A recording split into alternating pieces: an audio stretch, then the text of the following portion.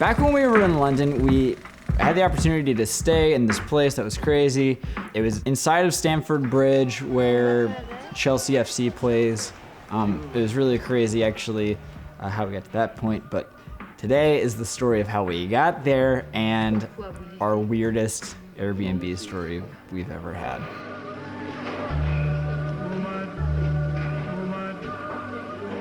We've stayed in a ton of Airbnbs, so this isn't coming from like a biased standpoint. We've stayed in really, really great Airbnbs, and we've stayed in some that I would say more times than not they've been great.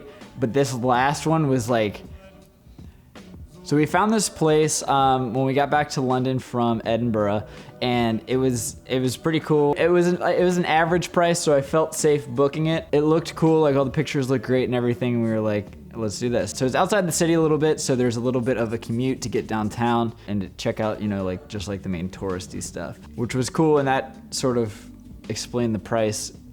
Anyways, we get there, everything's cool. Getting there, super easy. Give that like a 10 out of 10. I always love when the Airbnbs, like when you don't have to meet up with the people. If I could prefer it, I'd prefer just like showing up and then everything's ready to go. And that's how this place was. So it was off to a good start. The guy who we were booking with, before our stay, he actually like told us like, don't say anything to any of the neighbors about you being in an Airbnb. Apparently it was like really frowned upon. Didn't want anybody knowing. And when I say neighbors, I mean, this house was basically, it was pretty much like regular size, like American house, but it was almost divided up by rooms where there were like probably 6 to 8 people living in this just regular size house where everybody sort of had a room. And then we were actually staying pretty much where the attic was. And again, like initial, like it was cool. It was very simplistic.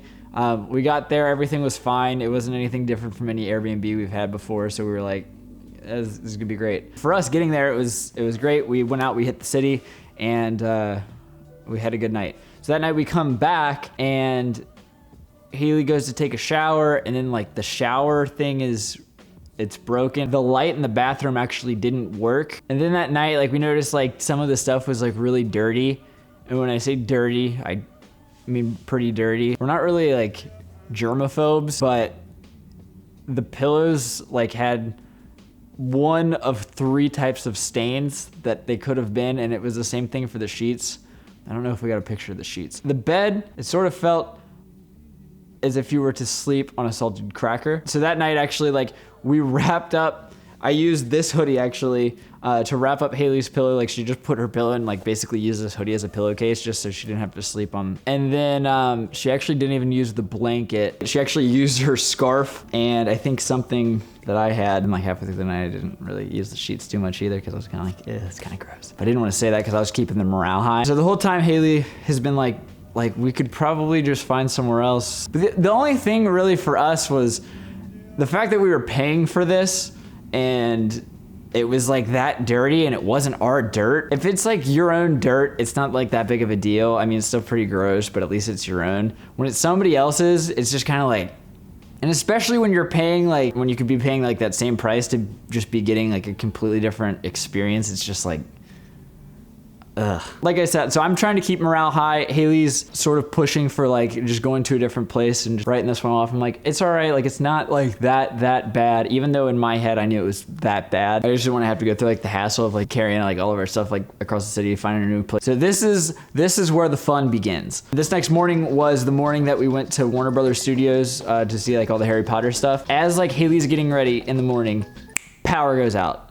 And I know it wasn't a short because I didn't have anything plugged in. Like I knew it wasn't the circuit breaker because it didn't sound like a circuit breaker. It was just, there was no click, it was just powers out. And I was like, okay. Like no lights, no anything. It was still dark outside. Again, like no Wi-Fi, no way for me to charge my cameras or our phones or our computer, anything. Pretty much like the essentials of like what we do and like the whole point of the trip. So that's when we were kind of like, all right, that's the cue. We need to get on out of here. We pack up all of our stuff, and then later on in the day, we sort of just send this guy an email, like, because at this point, like, no matter what he would say, would pretty much make up for like all like the garbage and everything else that we've kind of already went through with it. So after we head out and we're on our way to the Warner Brothers Studios, this is what Haley says to the host. I blurred this dude's name out just It's not even a listing anymore. I guess it doesn't really matter. His name's Yan. So Haley sent a message and said,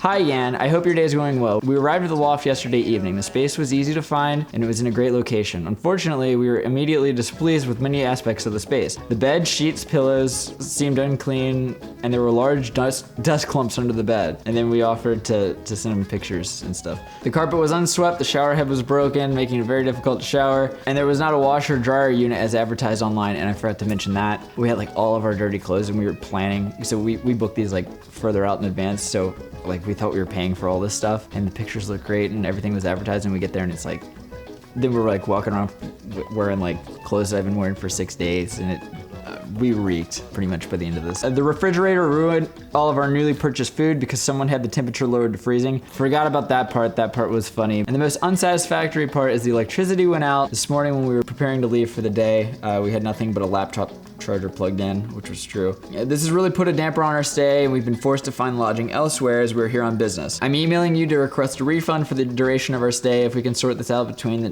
two of us, then I won't have to contact Airbnb.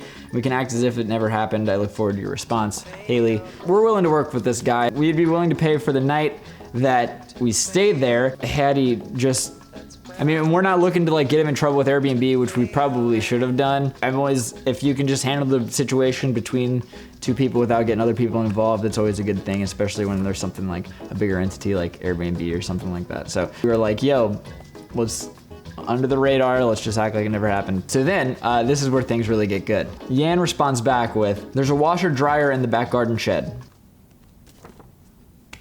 How are we supposed to know that? Yesterday there were foxes sleeping on the roof. I had no idea that was for us. And not to mention, I don't know if that was like the whole houses, and if we weren't supposed to see anybody while we were there.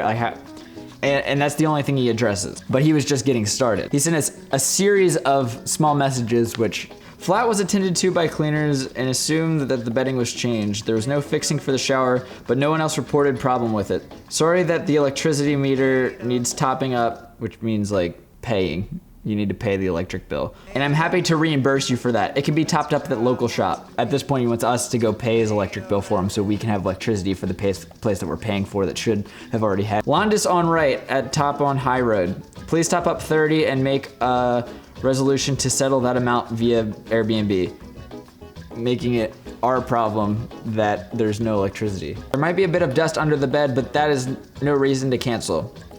Please be reasonable. I feel like we're being pretty reasonable. I have left apartment in decent condition as advertised, and it's a good apartment and good price. It's relative. Zoom in on dust under bed. Are a permanent stain?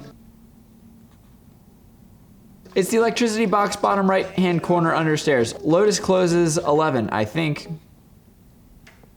Take out the key to the shop for recharge, please. 30 pounds will be refunded via Airbnb and resolution request issued from your side. Thanks, enjoy your stay. Please be respectful. At this point, I'm just like, this guy's insane. He just keeps, we haven't even sent anything at this point. This is all just him just hitting us with these messages. And so it's at this point that I realize that he's probably not even in the country to be able to do this. So he needs us to pay his electric bill for him, where it's just like, are you kidding me? He wants us to find this place. He's making it our quest of our time there in the city to go pay his electric bill so we can have power. Or actually, it's the Arab shop opposite Londis. They have stopped doing it. So now he doesn't even know where the electricity bill, like where we're supposed to pay that, or his address, or any information about this dude. Turn right out of house, tip of road left, and it's 2 minutes on left. Convenience store. Take the electricity meter key there for recharge and adjust fridge setting per wishes. Thanks, man. And then at this point, we're dealing with a crazy person. We need to say as little as possible and then just go through Airbnb and be like, dude, this guy's killing your site. You need to get him out of there. So Haley said, as I stated above, we found lodging elsewhere because at this point we actually booked another hotel. More on that. The keys are under the mat and I will be contacting Airbnb to sort out the matter. And then Yan ends with this. How do I know you have even vacated? Apartment was provided as advertised and Clean Pro.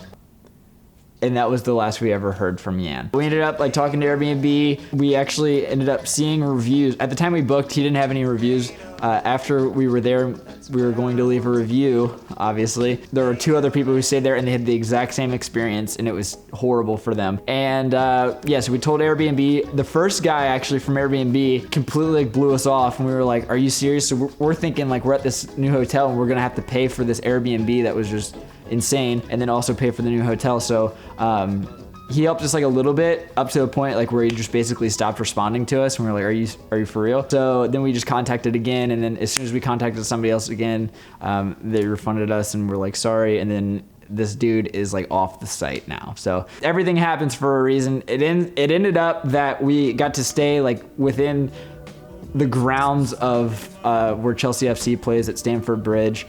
It was within like the shed wall, which is where like their original stadium was, which is crazy, like the amount of history and stuff. And they had like stuff you could read all along the wall and stuff. And it was so cool, and that experience was nuts. I wanted to check out some like soccer or football stadiums anyways while we were there. So being able to stay there, and then especially like when there was a game day and like just seeing that atmosphere, it was incredible. And so for as bad as that place was, as far as the Airbnb, the hotel was amazing. It was a bit of a roller coaster of emotions. Overall, like the whole trip, it was amazing. So I'm not complaining. I just thought this is a funny story to share.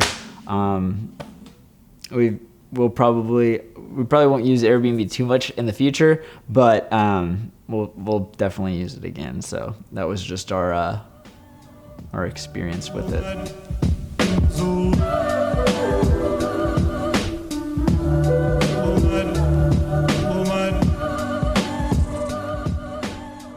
October's National Pizza Month, so we thought that it would be appropriate that today's video is brought to you by Slice. Slice is a free app that connects you with local pizza places. In the past 10 years, almost 8,000 independent pizza places have actually had to close their doors due to lack of brand awareness. These smaller local pizza shops are actually declining, while pizza sales in the US are actually growing because of how easy it is to use online and mobile ordering, which is basically pushing these smaller pizza places out of business. So what this app does is it shows you who's around you, who delivers all this stuff, and you pick out your pizzas and you order just like that, and it basically creates an infrastructure for all these smaller pizza places that aren't able to have the big marketing budgets that these bigger chains have, and it sort of creates an even playing field, which I think is awesome.